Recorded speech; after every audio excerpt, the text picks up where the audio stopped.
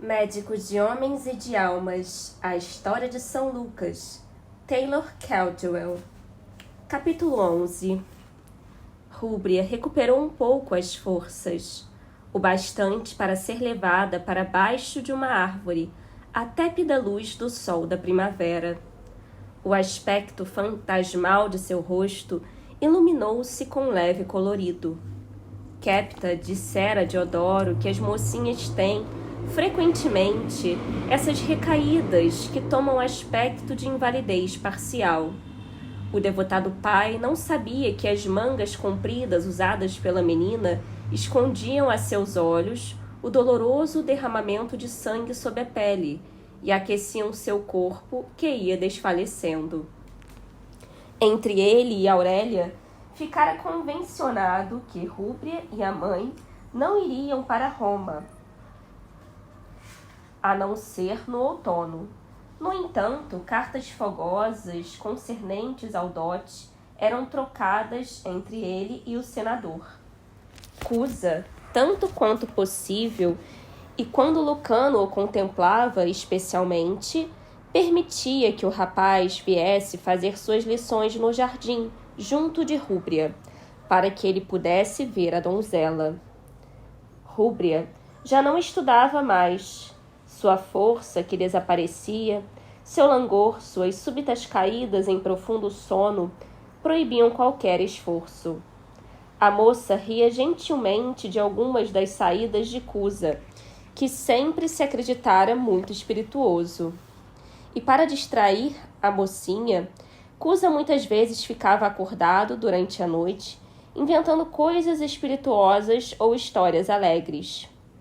O coração do astucioso grego se tornara mole como manteiga na presença de Rúbria. Acreditando apenas que todos os homens eram maus, incapazes de razões verdadeiramente desinteressadas, que eram cruéis por natureza e dissolutos em todos os seus pensamentos, espantava-se de si próprio. Diante daquela menina, a única inspiração poderia ser amor. Havia moças escravas naquela casa mais bonitas do que a jovenzinha. Em comparação com Íris, que tinha idade bastante para ser sua mãe, ela era uma mortal comparada com deslumbrante deusa. Ainda assim, Cusa começava a acreditar que jamais havia existido criatura tão perfeitamente adorável. À proporção que seu rosto emagrecia, em sua esbeltez morena, seus olhos tornavam-se imensos, brilhantes, repletos de uma luz sobrenatural, umedecidos de sonhos e amor. Sua boca, dizia Cusa para si próprio, parecia-se uma flor. Seus longos cabelos pretos assemelhavam-se a um entrançado de cristal, tombando em cascata sobre seus ombros jovens e sobre seus seios imaturos. Recostava-se em sua cadeira, as pernas e pés cobertos com tapetes de lã, mesmo nos dias mais quentes, e os contornos de seu corpo tomavam um aspecto impalpável, como contornos de um espírito. Quando dormia, parecia ter cessado de respirar. Acordava tão subitamente quanto tinha tombado numa sonolência, e olhava em derredor com timidez e afeição ardente. Donzela romana de nobre família, como era, tratava as escravas sempre com a cortesia que se oferece aos nossos iguais. Aceitava a vida com carinho e reverência, e à proporção que sua existência mortal declinava, sua alma tomava dimensões para além da compreensão dos homens. Na companhia dela, ficavam todos convencidos de que tudo na vida era bom e cheio de significação e poesia. Seus pássaros prediletos pousavam-lhe ao ombro para comer o pão ou a fruta que ela lhes oferecia de seus lábios.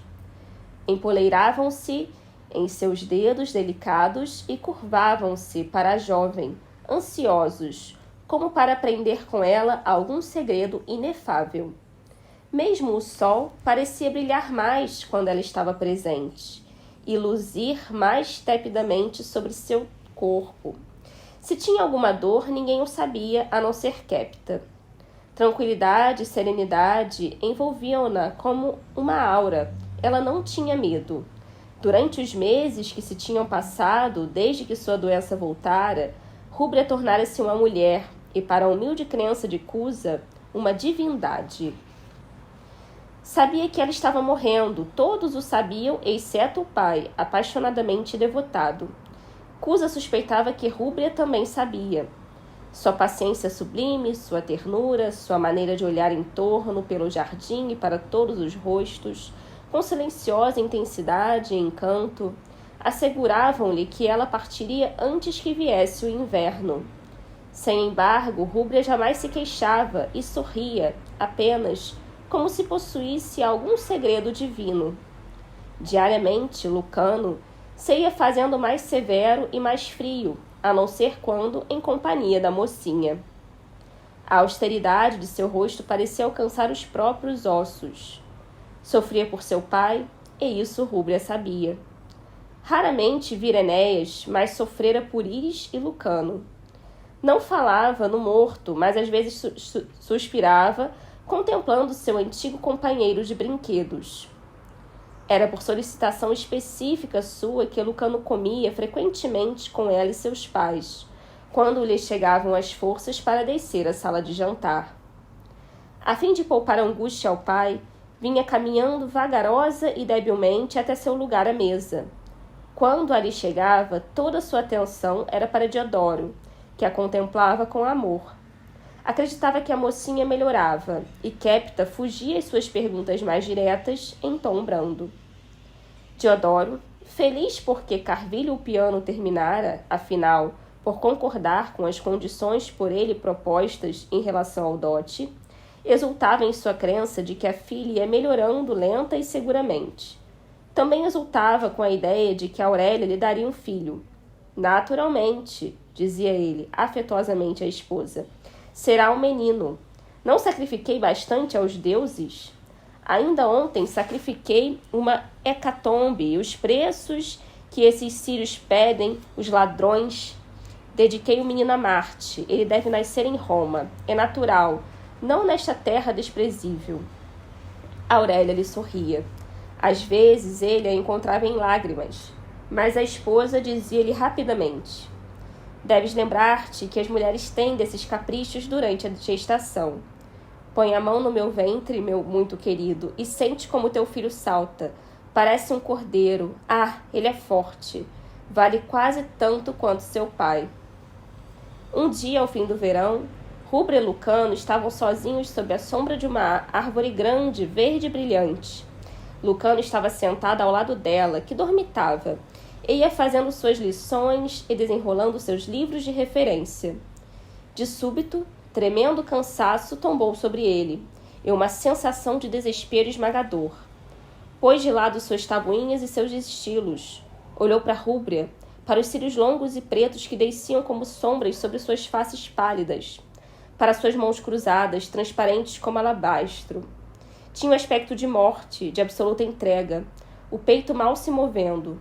Então ele soube, com absoluta certeza, a despeito de sua rebelião, a despeito de suas preces entre lágrimas, e às vezes mesmo blasfemas, a despeito da oposição de sua vontade contra a vontade de Deus, que ela morreria, e muito em breve. Seus malares apareciam como de marfim sob a carne delgada, e seu pescoço era uma haste. Lucano deixou a cabeça cair lentamente contra o joelho dela, fechou os olhos e entregou-se à dor.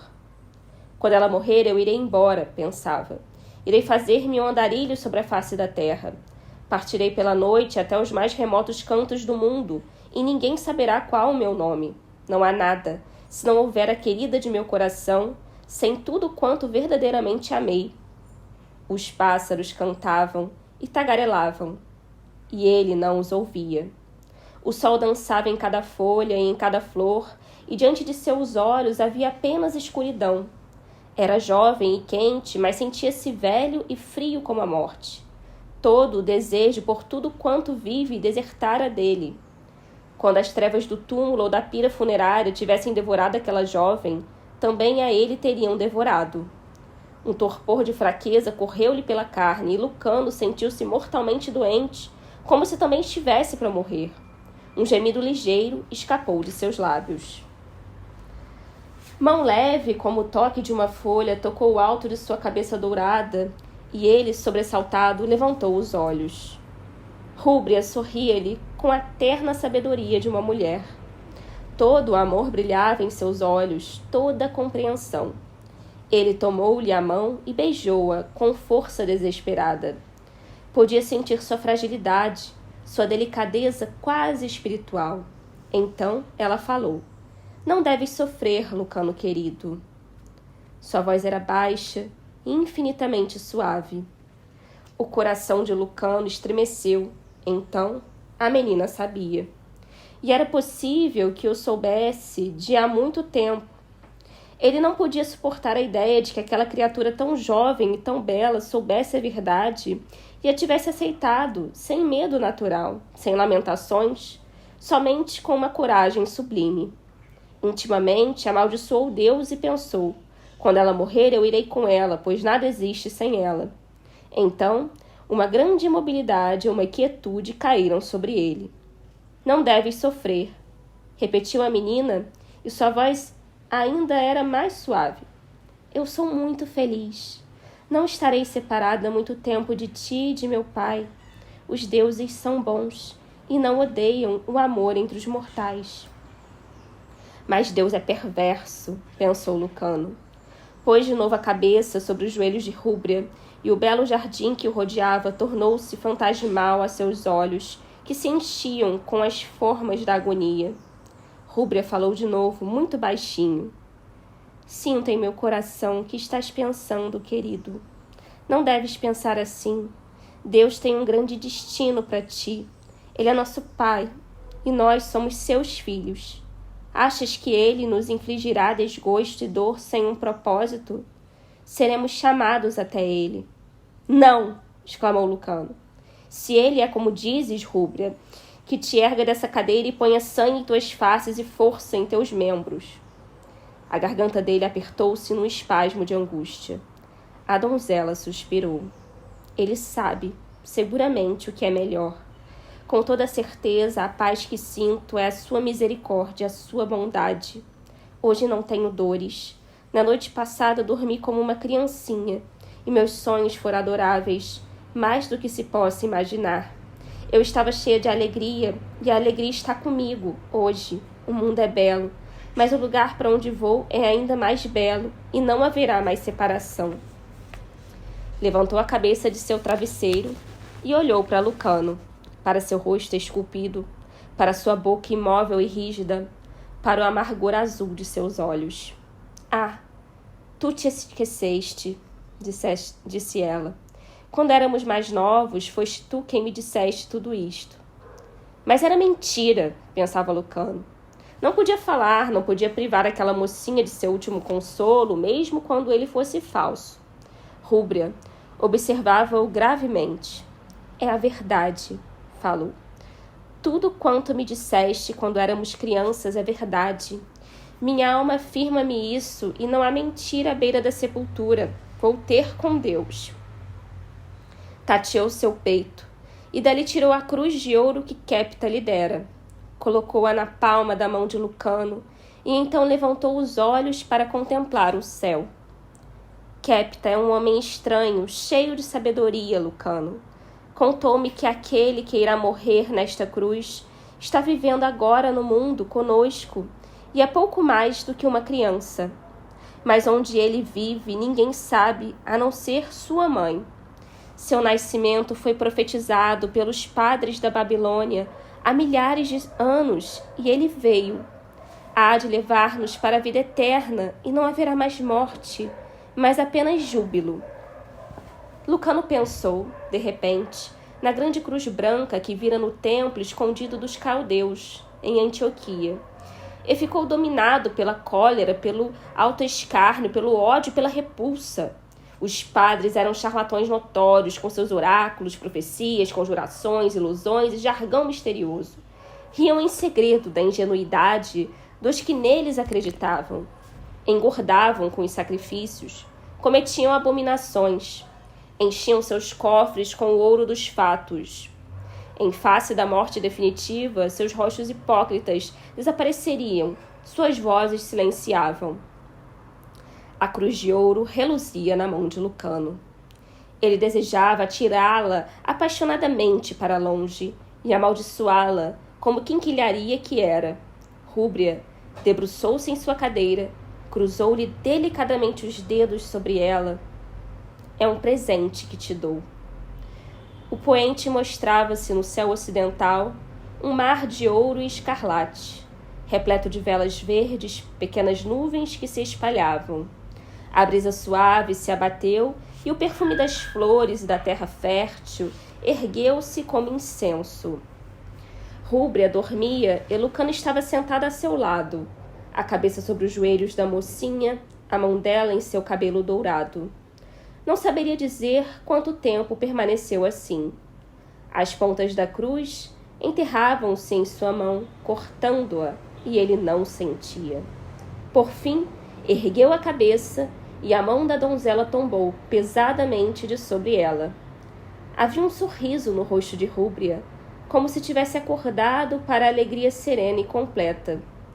Suas faces e lábios tinham empalidecido para absoluta alvura, e sua testa reluzia. Os cílios desciam sobre as faces como a mais doce das sombras. Lucano pôs-se de pé, lentamente, e o peso da idade tombou sobre ele. Curvou-se para a Rúbria e lançou um só grito, alto e terrível.